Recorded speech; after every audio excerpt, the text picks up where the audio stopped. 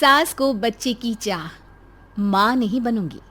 कहते हैं माँ बनने के बाद एक औरत का दूसरा जन्म होता है और शादी के बाद माँ बनने के सपने हर लड़की देखती है। लेकिन क्या कभी यही सपने किसी के लिए काले पानी की सजा बन जाते हैं? क्या उसके यही सपने उसे नर्क जैसा जीवन जीने के लिए मजबूर कर सकते हैं? आइए देखते हैं। सावित्री बेहद शांत और सरल स्वभाव की होती हैं। शादी के 1 साल बाद उसके घर बेटे का जन्म भी हो गया होता है, जिसके बाद कुछ साल उसका जीवन अच्छे से चलता है। लेकिन फिर एक दिन उनकी सास रुक्मिणी कहती है, अब तो गौरव 4 साल का हो चुका है, मुझे मेरा दूसरा पोता कब देगी तू? माँ जी, मैं अब दोबारा माँ नहीं बनना चाहती। आप प्लीज़ इस तरह बार बार मुझसे दूसरी औलाद का जिक्र मत किया कीजिए। वैसे भी गौरव अब धीरे धीरे बड़ा हो रहा है, उसे भी तो संभालना है मुझे। अरे उसके लिए तो हम हैं ना, गौरव को मैं और तेरी ननद शीला मिलकर संभाल लेंगे। नहीं मम्मी जी, एक बार माँ बनकर देख लिया, अब सब कुछ दोबारा सहने की और हिम्मत नहीं है। इतना कहकर सावित्री वहाँ से चली जाती है। तभी उसकी ननद शीला अपनी माँ रुक्मिणी के पास आकर बैठ जाती है। क्या हुआ माँ? भाभी अभी क्या बोल कर गई? अरे तेरी भाभी तो पागल हो गई है, कहती है अब दोबारा माँ नहीं बनना चाहती। क्यों माँ? भाभी ऐसा क्यों बोल रही हैं? पिछली बार जब भाभी माँ बनी थी तो बच्चा होने के बाद भी कोई काम नहीं करती थी। 9 महीने तो हमने ही इन्हें बैठ कर खिलाया था, तो अब क्यों जान जा रही है इनकी? शीला ये सब बोल रही थी कि सावित्री का पति साहिल आ जाता है और वो उनकी सारी बातें सुन लेता है। क्या है आप दोनों को, क्यों पीछे पड़ी हो बेचारी सावित्री के? अगर वो माँ नहीं बनना चाहती तो दूसरे बच्चे की बात करना छोड़ दो ना। अरे तो हम कौन सा बांस की डंडी लेकर उसके पीछे पड़ा है? हमारी भला से कुछ भी करे वो, लेकिन लोग तो हमसे सवाल करते हैं ना। माँ आप लोगों की सुनते ही क्यों हो? लोगों का तो काम ही बोलना होता है। आप तो खुद एक माँ हैं, कम से कम आपको तो अपनी बहू को समझना चाहिए। हाँ हाँ, अब अपनी बीवी की तरह तू भी मुझे ही ज्ञान दे। अरे कौन सा पहाड़ टूट जाएगा अगर वो मुझे एक और पोता दे देगी तो? मत, सच में आपको समझाना नामुमकिन है। इसके बाद साहिल अपना पैर पटकते हुए वहां से चला जाता है। माँ देख रही हो, भाभी तो एकदम भाभी के गुलाम बन चुके हैं, एकदम उन्हीं की भाषा बोलने लगे हैं। जरूर भाभी ने ही उन्हें ये सब सिखाकर भेजा होगा। मेरे तो कर्म ही खराब थे जो ऐसी बहू मेरे मत्थे पड़ी। अरे कोई भी एक काम ढंग से नहीं होता इस लड़की से। ऐसे ही दिन बीतने लगते हैं। रुक्मिणी रोजाना सावित्री को ताने देती, अपने पड़ोसियों के सामने उसकी हंसी ठिठोली करती, लेकिन सावित्री कभी कुछ ना कहती, वो सब कुछ सहती रहती। एक दिन रुक्मिणी के घर उसकी कुछ पड़ोसनें आती हैं। अरे रुक्मिणी, तेरी बहू कहाँ है? कहीं दिखाई नहीं दे रही। सावित्री जरा बाहर आना तो। सावित्री सबके लिए चाय नाश्ता लेकर बाहर आती है। बहू, कैसा चल रहा है सब? और तेरा बेटा गौरव कहाँ है? मैं ठीक हूँ आंटी जी, और गौरव तो इस समय प्ले स्कूल गया है। प्ले स्कूल गया है? इतना बड़ा हो गया क्या तेरा बेटा? जी आंटी जी, अब वो पूरे 4 साल का हो चुका है। तो अब दूसरे की तैयारी कर बेटा, और जल्दी से हम सबको खुशखबरी सुना दे। अरे मैं तो इसे 1000 बार बोल बोल कर थक चुकी हूँ, लेकिन यह मेरी सुनती ही कहाँ है। एक हमारा समय था जब हम लोग माँ बनने के सपने देखा करते थे, और एक आज का समय है जहाँ इन लोगों को लगता है कि बच्चा होने से इनकी 0 फिगर वाली कमर खराब हो जाएगी। मैंने ऐसा कब कहा मम्मी जी? अरे तो फिर और क्या कारण होगा जो तू दूसरी औलाद के लिए तैयार नहीं हो रही? क्यों सावित्री, तुझे अपनी कमर की पड़ी है? अरे आज के समय में तो कम से कम 2 बच्चे होने ही चाहिए। नहीं नहीं आंटी जी, मैं अब दोबारा माँ नहीं बनना चाहती हूँ, एक बेटा ही काफ़ी है मेरे लिए। अरे पर तू ऐसा क्यों बोल रही है? एक औरत जब माँ बनती है तो वो पल उसके लिए उसकी ज़िंदगी का सबसे हसीन पल होता है, और इसका एहसास तो तुझे अभी तक हो ही गया होगा, फिर तू इनकार क्यों कर रही है? एक अच्छी माँ होती तभी तो इसे किसी चीज़ का एहसास होता। सावित्री वैसे तो हमेशा सब चुपचाप सुन लिया करती थी, लेकिन आज उसके सब्र का बांध टूट जाता है, क्योंकि आज न केवल उसकी भावनाओं का मजाक उड़ाया जा रहा था, बल्कि उसकी माँ होने पर भी उंगलियां उठाई जा रही थी। आप लोग सुनना चाहते हैं ना कि मैं माँ क्यों नहीं बनना चाहती दोबारा? मम्मी जी, आप भी सुनना चाहती है ना कि आखिर मैं दोबारा माँ बनने से इनकार क्यों कर रही हूँ? तो सुनिए, इस सब की वजह आप ही हो। सावित्री की बात पर वहां खड़े सब लोग हैरान रह जाते हैं। यह तो क्या बकवास कर रही है? हमने तुझे इतने प्यार से रखा और तू आज इतने लोगों के सामने घर की बदनामी कर रही है। यही सच्चाई है मम्मी जी। आप भी इन्हीं लोगों के सामने कभी मुझे जलील करने का कोई मौका नहीं छोड़ती। आपने हमेशा मेरा अपमान किया है, सबके सामने मेरी हंसी ठिठोली की है, तो अब मैं भी और चुप नहीं रहूंगी और आज सबको पता चलेगा कि आप कितनी अच्छी सास हो। फिर सावित्री सबको बताती है, माँ जी मैं प्रेग्नेंट हूँ, आप दादी बनने वाली हैं। अरे वाह, ये तूने बहुत अच्छी खबर सुनाई। चल जाकर कुछ मीठा बना दे आज। अब खबर तूने दी है तो मुंह मीठा भी तेरे हाथ से ही होना चाहिए। जी माँ जी। सावित्री सबके लिए खीर बनाकर लाती है, जिस पर रुक्मिणी झट से खीर उसके हाथ से लेकर अपने रूम में चली जाती है। प्रेगनेंसी में भी सावित्री दिन रात घर के कामों में ही लगी रहती। सावित्री की प्रेगनेंसी की शुरुआती 3 महीने ऐसे ही सुबह खाना बनाने, बर्तन धोने, कपड़े और झाड़ू पोछा लगाने में ही बीत गए थे और इसी तरह दिन और दिनों के साथ महीने बीतने लगे और 7वां महीना आ गया। माँ जी आज बहुत कमज़ोरी लग रही है, आज मैं काम नहीं कर पाऊंगी। अब सावित्री ज़रूरत से ज़्यादा कमज़ोर हो चुकी थी और अब उसकी काम करने की क्षमता भी खत्म होने लगी थी, इसलिए वो जितना हो सके आराम करने की कोशिश करती थी। देख रही हो माँ अपनी बहू को, कैसे दिन रात बिस्तर में बैठी रहती है, अभी तक झाड़ू पोछा नहीं लगाया। रुक, उसे तो मैं बताती हूँ। सावित्री कहाँ मर गई? सावित्री जैसे तैसे उठने की कोशिश करती है और बाहर आती है। जी माँ जी। ये क्या नया नाटक लगा रखा है तूने? झाड़ू पोछा कौन तेरा बाप आकर करेगा? मम्मी जी आज बहुत थकावट सी महसूस हो रही है, तो मैंने सोचा थोड़ा सा आराम कर लेती हूँ। अरे आराम आराम से बाद में करते रहना, पहले झाड़ू पोछा लगा ले। देख कितना गंदा हो रखा है घर। पर माँ जी अब तो मेरा 7वां महीना चल रहा है, डॉक्टर ने मुझे झुकने के लिए भी मना किया है। वाह जी वाह, बच्चे हमने भी पैदा किए हैं और उस समय में मैंने तो तुझसे भी कई गुना ज्यादा काम किए थे। यह तो कुछ भी नहीं। चल चल अपना ड्रामा बंद कर और जाकर घर के सारे काम खत्म कर। अपनी गर्दन को झुकाए हुए सावित्री वहां से चली जाती है और अपने आंसुओं का घूंट पीकर वो फिर से घर के सारे कामों में जुट जाती है।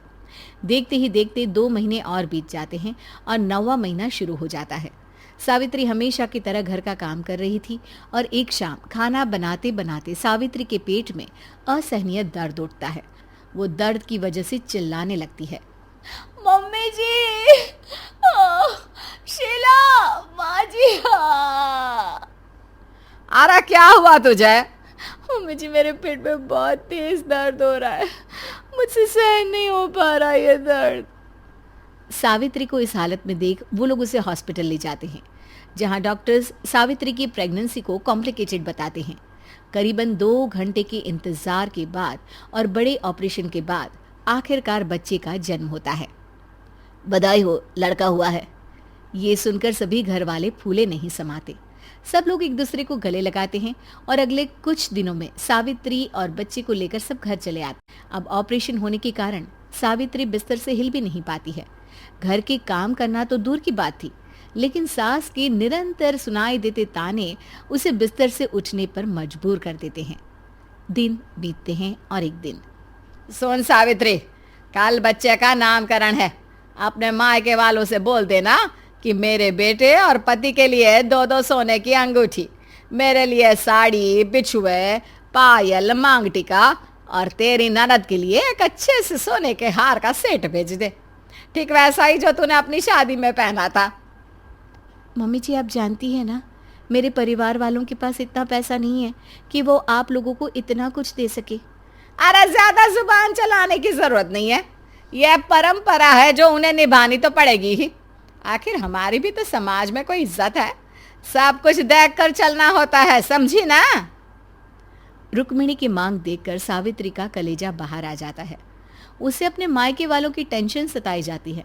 वो सारी बातें अपने घर वालों को बताती है, जिसके बाद उसके माता पिता बच्चे के नामकरण के दिन अपने घर को गिरवी रख रुक्मिणी की इच्छा पूरी करते हैं।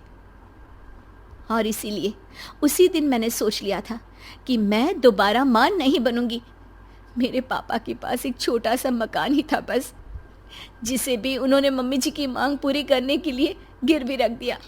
अब आप लोग ही बताइए कि पहले बच्चे के नामकरण में जब मम्मी जी ने इतना कुछ मांग लिया कि मेरे पापा के सिर से छत ही हट गई, तो दूसरे बच्चे के होने पर तो शायद ये उनसे उनकी जान ही ले लेंगी। और मम्मी जी, मुझे बहुत अच्छे से पता है कि आपको दूसरा बच्चा घर की खुशियों के लिए नहीं बल्कि अपनी जेब भरने के लिए चाहिए। सावित्री की बातें सुनकर सभी दंग रह जाते हैं। रुक्मिणी और शीला का सिर शर्म से झुक जाता है।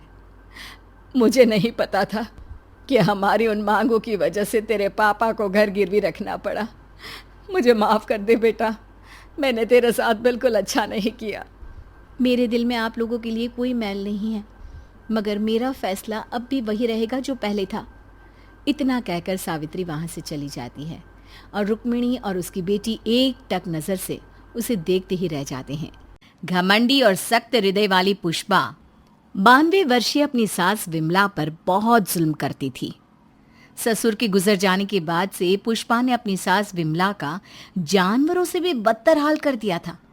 वो उसकी गिनती घर के नौकरों में करती, उसे अलग थाली में खाना देती, रहने के लिए अलग छोटा सा कमरा। ये सब देख पुष्पा के पति आलोक को बेहद दुख होता, लेकिन वे चाहकर भी ना कुछ कह पाते ना कुछ कर पाते। एक तरफ उसकी 92 वर्षीय वृद्ध माँ थी, तो दूसरी तरफ उसकी धर्मपत्नी। वो करता भी तो क्या करता, वो असमंजस में पड़ गया था। तभी एक दिन पुष्पा अपने पति आलोक से कहती है, सुनो जी, मैं सोच रही थी क्यों ना अपने बेटे राहुल की भी शादी करा दे। देखो ना, घर का सारा काम मुझे अकेले करना पड़ता है और वो बुढ़िया की देख रेख भी मुझे ही करनी पड़ती है। मुझसे नहीं होता ये सब। ठीक है, हम राहुल के लिए लड़की देखना शुरू करते हैं। वैसे भी अब उसकी उम्र हो चुकी है। पुष्पा राहुल की शादी के बारे में सोचकर मन ही मन खुश होने लगती है। दरअसल पुष्पा अपने लिए एक ऐसी बहू की तलाश में है जो गाय से भी ज्यादा सीधी और कोयल से भी ज्यादा मीठी हो।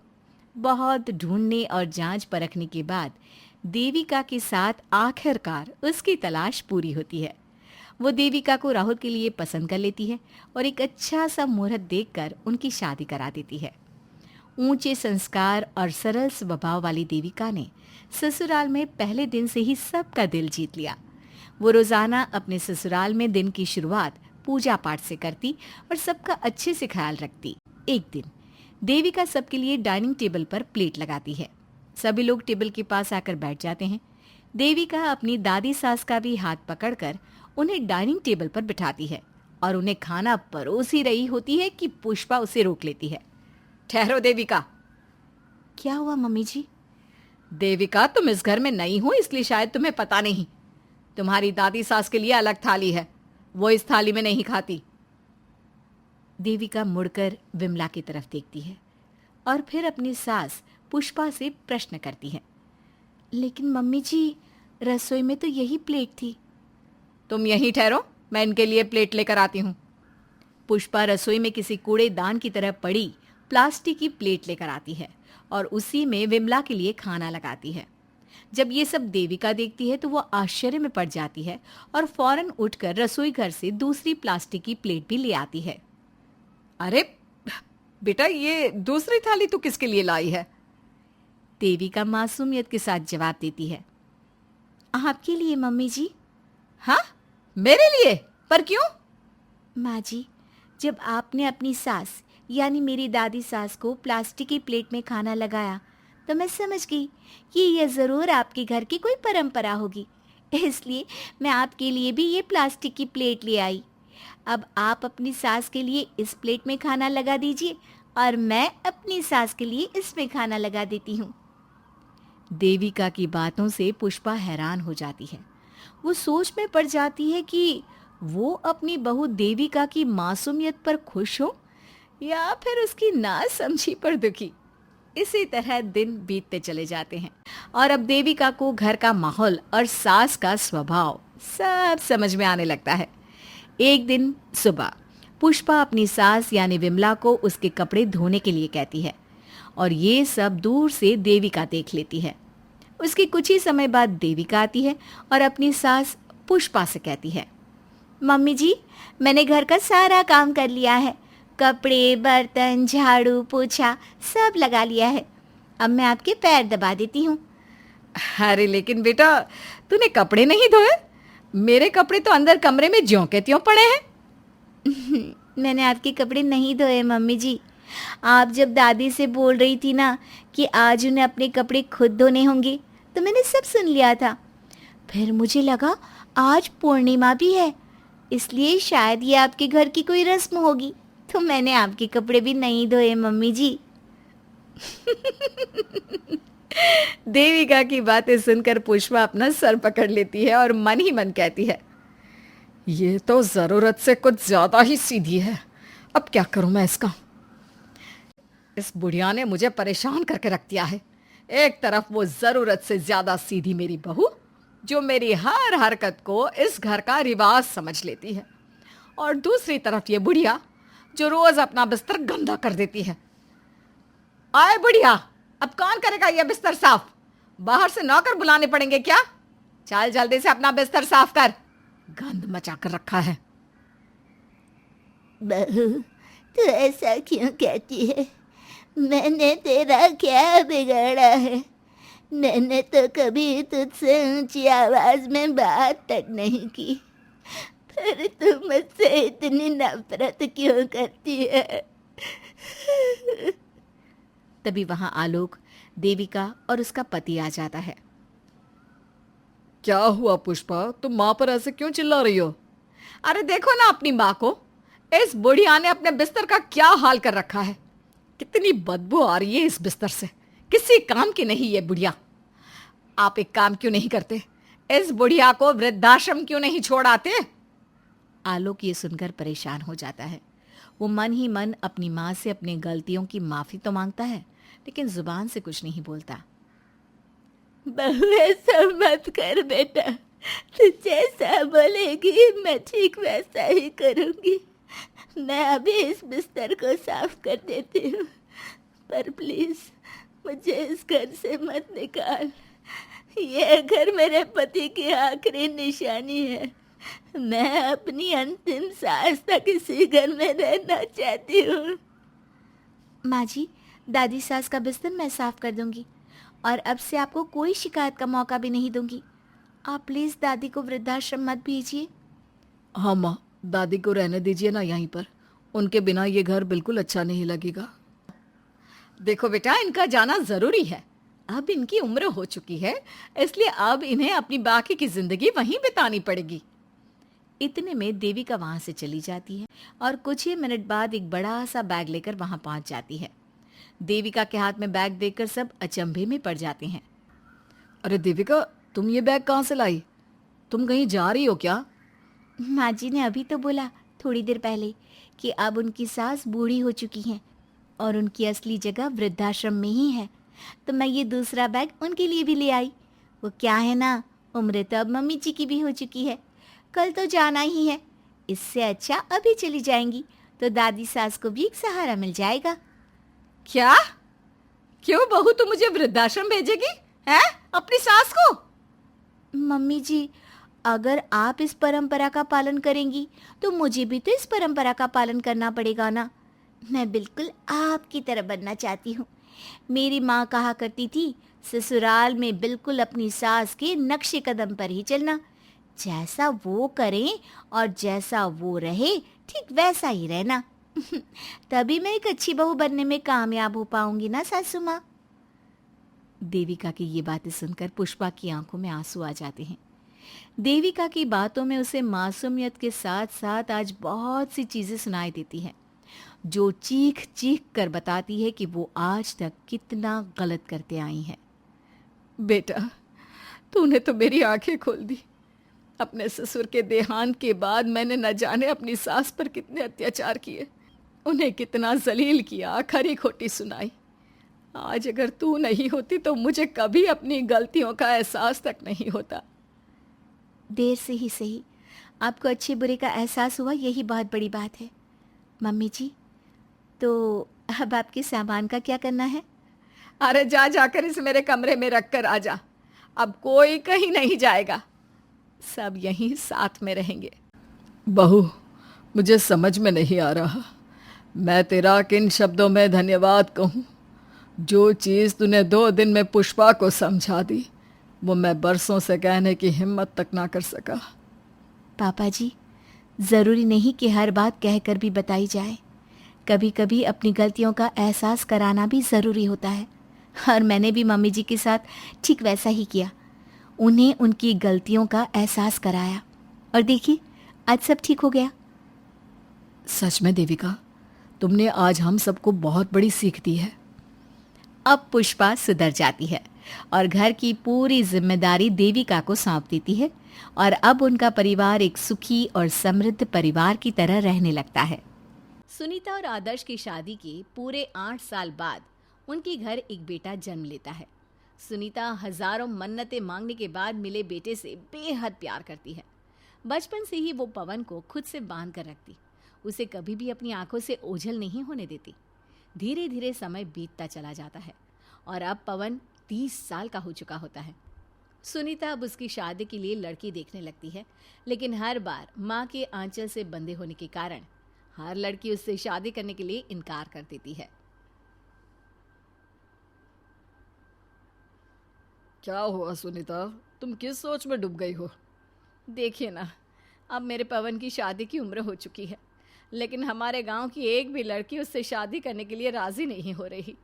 अरे ऐसी क्या खराबी है मेरे बेटे में जो हर कोई उससे झट से इनकार ही कर देता है। खराबी हमारे बेटे में नहीं, तुम्हारे अंदर है। अब अगर तुम उन दोनों को बात करने के लिए बिल्कुल अकेला ही नहीं छोड़ोगी और उनके बीच में जाकर बैठ जाओगी, तो कौन उससे शादी के लिए हाँ करेगा? माना कि तुम पवन से बहुत प्यार करती हो, लेकिन शादी जैसी चीज़ के लिए तो तुम्हें उसे प्राइवेसी देनी ही चाहिए ना। आपको तो हर चीज़ में मैं ही गलत लगती हूँ, आपसे बात करना ही बेकार है। अच्छा छोड़ो ये सारी बातें, और आज शाम के लिए तैयार रहना। मैंने हमारे पवन के लिए स्नेहा नाम की एक लड़की को देखा है, बहुत ही सुंदर और संस्कारी लड़की है। इसलिए आज तुम उन दोनों को अकेले में बात करने देना। मैं नहीं चाहता कि ये रिश्ता भी हमारे हाथ से चला जाए। सुनीता अनचाहे मन से हामी भरते हुए अपने कमरे में तैयार होने चली जाती है। शाम में वो लड़की देखने पहुंचते हैं, जहां स्नेहा की मां शारदा और पिता गोपाल नाथ उनका स्वागत करते हैं। थोड़ी देर बातचीत के बाद आदर्श कहता है, हमें अपने बेटे पवन के लिए आपकी बेटी स्नेहा बहुत पसंद आई है। आगे जैसा आप चाहो। पसंद तो हमें भी बहुत आया है आपका बेटा, लेकिन मैं चाहती हूँ कोई भी फैसला लेने से पहले एक बार लड़का लड़की आपस में बात कर लेते तो ज़्यादा अच्छा रहता। हाँ, क्यों नहीं, हमें कोई दिक्कत नहीं है। पवन बेटा, जाकर स्नेहा से अकेले में बात कर ले।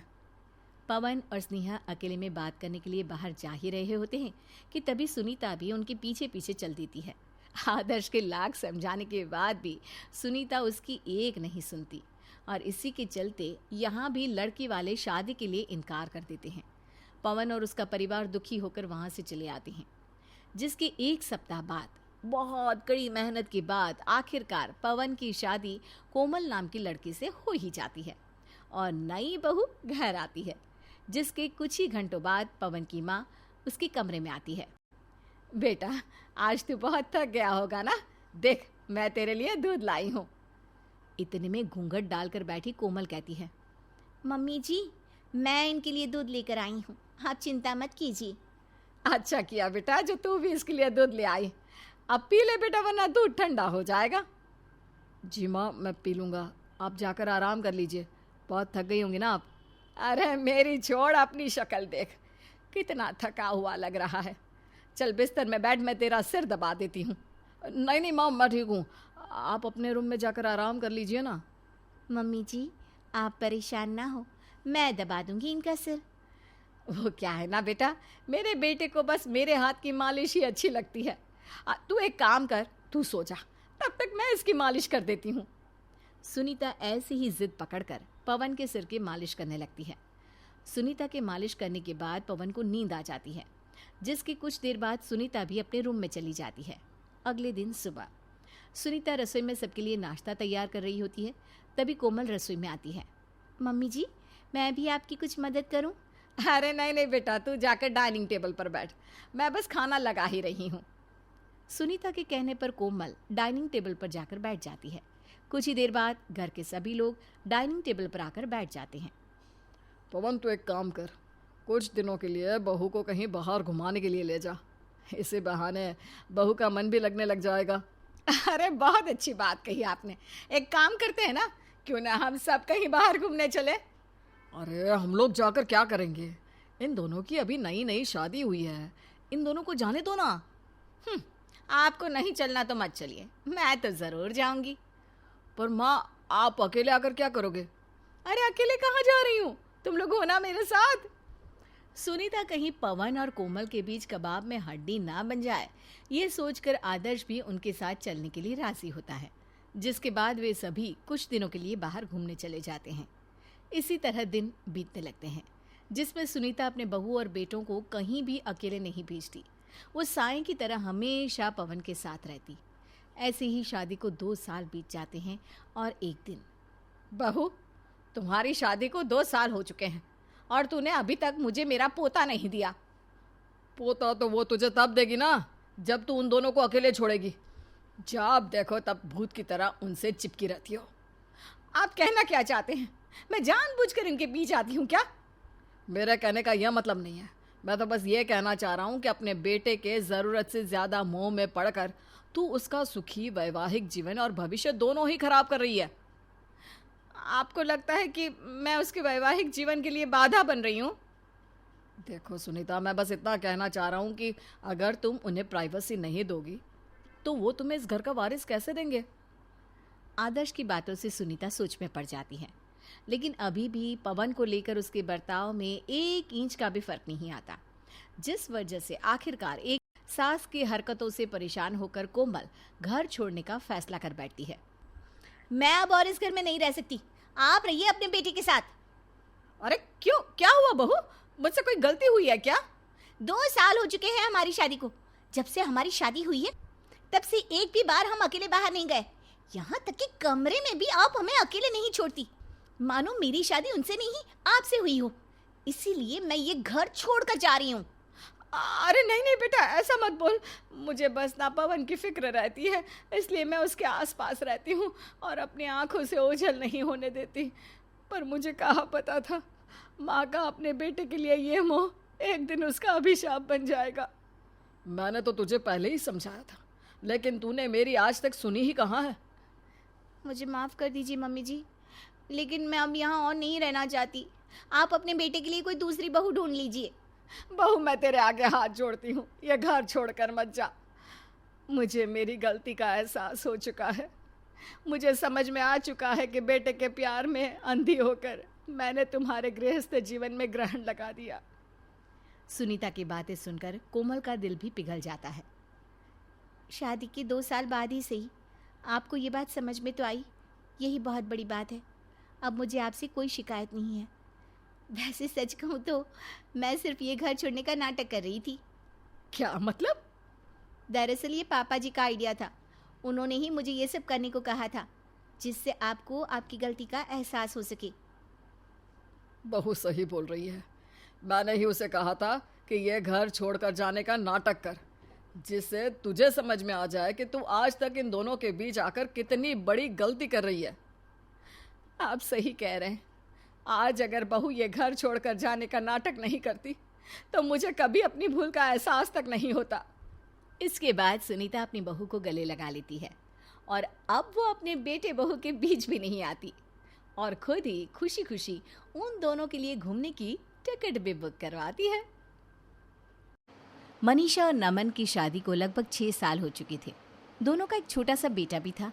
वैसे तो मनीषा और नमन की लाइफ में सब कुछ बहुत अच्छा था, लेकिन बस एक ही प्रॉब्लम थी और वो ये थी कि मनीषा के सपने काफ़ी बड़े बड़े थे, लेकिन नमन की सैलरी उसके सपनों से थोड़ी सी कमज़ोर थी और इसी वजह से मनीषा बार बार अपने हस्बैंड नमन से महंगी चीज़ों की फरमाइश करती रहती और नमन अक्सर फरमाइशों को पूरा नहीं कर पाता था।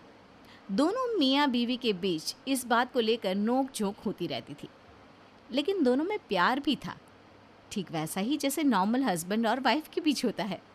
ऐसी ही एक सुबह की बात है। आज आप ऑफिस से जल्दी आ जाना नमन, चिंटू कब से मॉल जाने की जिद कर रहा है। तुम चिंता मत करो, आज शाम को हम चिंटू को लेकर मॉल ज़रूर जाएंगे, ये मेरा वादा है। अच्छा सुनो, चिंटू को ना वो मॉल वाली टॉय शॉप से खिलौना भी खरीदना है, वो भी तुम्हें दिलवाना पड़ेगा। अरे मनीषा, ठीक वैसे के वैसे खिलौने मॉल के बाहर की दुकान पर भी मिल जाते हैं, वहाँ से खरीद लेंगे ना। मॉल की दुकानों पर टॉयज बहुत महंगे होते हैं। कर दी ना फिर वही मिडिल क्लास वाली बात, मेरा बेटा मॉल से ही खिलौना खरीदेगा। अरे लेकिन मनीषा, क्या फ़र्क पड़ता है, खिलौना चाहिए ना, कहीं से भी खरीदो। उसके साथ पढ़ने वाले उसके दोस्त ने कल ही उस मॉल की शोरूम से एक बहुत सुंदर खिलौना खरीदा है, मेरे बेटे को चिढ़ा रहा था। अब देखना, मैं भी चिंटू को वहीं से खिलौना लेकर दूंगी। अच्छा ठीक है, शाम को देखते हैं, अभी मैं जाता हूँ, देर हो रही है। शाम के वक्त मनीषा और चिंटू मॉल जाने के लिए तैयार हो जाते हैं और नमन भी ऑफिस से आ जाता है। पापा पापा, अब मुझे मॉल लेकर चलेंगे ना? हाँ बेटा, बिल्कुल। और ये देखो, पापा तुम्हारे लिए खिलौना एडवांस में ही लेकर आ गए हैं। अरे मैंने आपको कहा था ना चिंटू को खिलौना मॉल वाली दुकान से चाहिए, आप क्यों लेकर आए? मम्मी, मुझे तो बस ये कार वाला खिलौना चाहिए था, कहीं से भी लेकर आए उससे क्या फर्क पड़ता है। देखा मनीषा, तुमसे ज़्यादा समझदार तो तुम्हारा बेटा है, तुम भी ना। तुम दोनों बाप बेटी हमेशा मिडिल क्लास ही सोचना। अच्छा चलो, आप ज्यादा बातें मत करो। घर से बाहर आने के बाद, ये क्या नमन, तुमने मॉल जाने के लिए ऑटो बुलाया है? अरे तो और क्या करता मनीषा। अरे नमन, कम से कम एसी कैब तो बुलानी चाहिए थी। अब हम इस खटारा से ऑटो में बैठकर मॉल जाएंगे क्या? तभी पड़ोस वाले घर के बाहर आकर एक कैब रुकती है और मनीषा की पड़ोसन नलिनी घर से बाहर निकलती है। क्या हुआ मनीषा, कहीं घूमने जा रही हो क्या? हाँ, वो क्या है ना, शॉपिंग करने के लिए मॉल जाना था। तुम तो जानती हो मैं छोटी मोटी दुकानों से शॉपिंग नहीं करती इसलिए बस आज मॉल जाने का प्लान बनाया था। अरे मॉल से शॉपिंग करने जाती हो? लगता तो नहीं। अगर मॉल से ही शॉपिंग करने जाती हो तो ऑटो में बैठकर क्यों जा रही हो? कैब क्यों नहीं बुक करवाई? देख तो सही कितनी गर्मी है बाहर। उफ। इतना कहकर नलिनी वहां से चली जाती है। नलिनी के जाने के बाद, नमन, आप ना हमेशा मिडिल क्लास की मिडिल क्लास ही रहना। यहाँ मेरी पड़ोसन मेरी बेइज्जती करके चली गई। अब चलो ऑटो में बैठकर मॉल जाएंगे। अरे मनीषा, कब तक इस तरह दूसरों से अपनी तुलना करती रहोगी? तुम जानती हो ना मेरी तनख्वाह ज़्यादा नहीं है। कुछ दिनों बाद, नमन मेरी बात सुनो, वो नलिनी का बेटा है ना, वो बड़े स्कूल में पढ़ता है। उसकी जो स्कूल बस आती है ना, उसमें तो एयर कंडीशन लगा हुआ है। और एक हमारा बेटा देखो, छोटे से स्कूल में पढ़ता है, टूटी सी वैन में बैठकर जाता है। अरे मनीषा, फिर से वही बात। तुम जानती हो ना हमारी फाइनेंशियल कंडीशन कैसी है। मैं कुछ नहीं जानती। नमन, मुझे भी अपने चिंटू का एडमिशन बड़े वाले स्कूल में करवाना है। मेरा बेटा भी फर्राटीदार अंग्रेजी बोलेगा। अरे मम्मी, अंग्रेजी तो मैं अब भी फर्राटेदार बोलता हूँ। मैं भी तो इंग्लिश मीडियम स्कूल में पढ़ता हूँ। क्या हुआ अगर मेरे स्कूल का साइज थोड़ा छोटा है? अरे चुप कर, तू बहुत बीच में पटर पटर बोलता है। एक तो तेरे पापा और ऊपर से तू कभी नहीं सुधर सकते।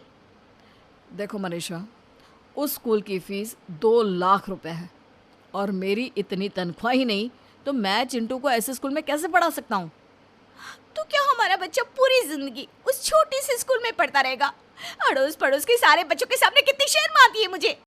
अरे मम्मी, मैंने कब कहा मुझे शर्म आती है? मुझे तो अपने स्कूल में बहुत मजा आता है। देखा तुमने। और वैसे भी मनीषा, बच्चा इंटेलिजेंट होना चाहिए। स्कूल बड़ा या छोटा होने से कोई फर्क नहीं पड़ता।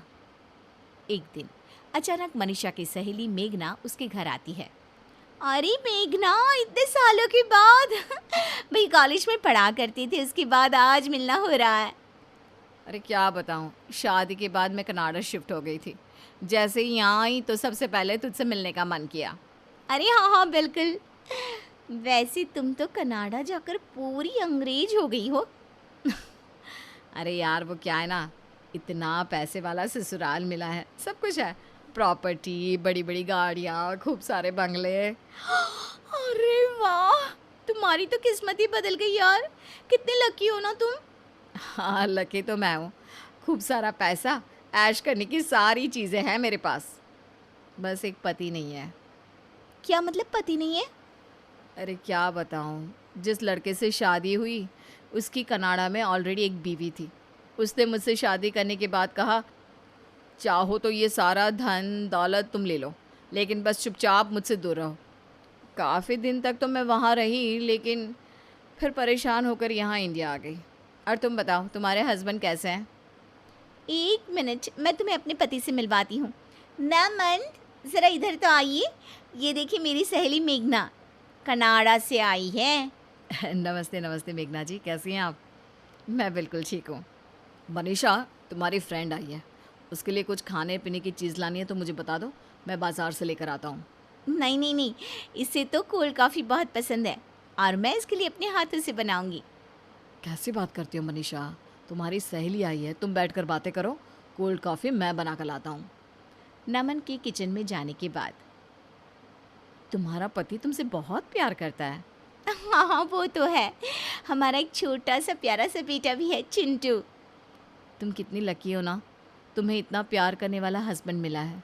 एक मुझे देखो। अरे इसमें लकी होने वाली क्या बात है? हस्बैंड तो प्यार करता है, लेकिन कुछ भी नहीं है उसके पास। अरे बस ये छोटा सा घर है, कहने को एक गाड़ी भी नहीं हमारे पास, और बेटा भी ना छोटे से स्कूल में पढ़ता है। वैसे तुम्हारे इस प्रॉब्लम का एक सोल्यूशन है मेरे पास। तुम कल मुझे अपने घर के पास वाले कॉफ़ी शॉप में आकर मिलो ना। और फिर अगले दिन कॉफ़ी शॉप में। बताओ, तुमने मुझे यहाँ क्यों बुलाया? और इतनी बड़ी कॉफ़ी शॉप, बहुत महंगी होगी ना? अरे तुम इस बात की चिंता क्यों करती हो? आज से तुम्हें इस बारे में सोचने की बिल्कुल भी ज़रूरत नहीं है। अरे लेकिन ये तो बताओ, तुम चाहती क्या हो? तुम्हारा पति। हाँ मतलब पागल हो गई हो क्या? कैसी बात कर रही हो? अरे मनीषा, देखो, शांति से सोचो। तुम मुझे अपना पति दे दो और बदले में ये मेरी बड़ी सी लग्जरी गाड़ी, मेरा बड़ा सा बंगला, मेरा सारा पैसा, प्रॉपर्टी, सब तुम्हारा। देखो, मेरे पास ना इन सब चीज़ों की कमी नहीं है। कमी है तो बस एक प्यार करने वाले पति की। क्या तुम सही कह रही हो? मतलब अगर मैं नमन को तुम्हारे साथ शेयर कर लूँ तो सब कुछ तुम्हारा जो भी है वो मेरा हो जाएगा।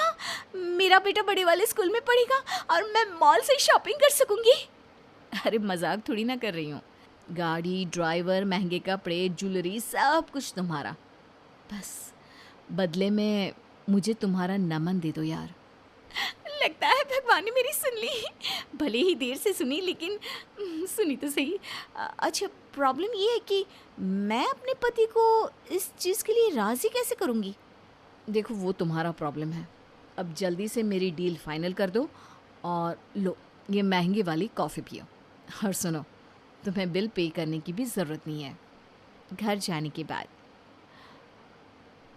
देखो नमन, तुम्हारी तनख्वाह इतनी कम है कि मेरे सपने पूरे नहीं हो सकते, और इसलिए मैंने एक डिसीजन लिया है। कैसा डिसीजन?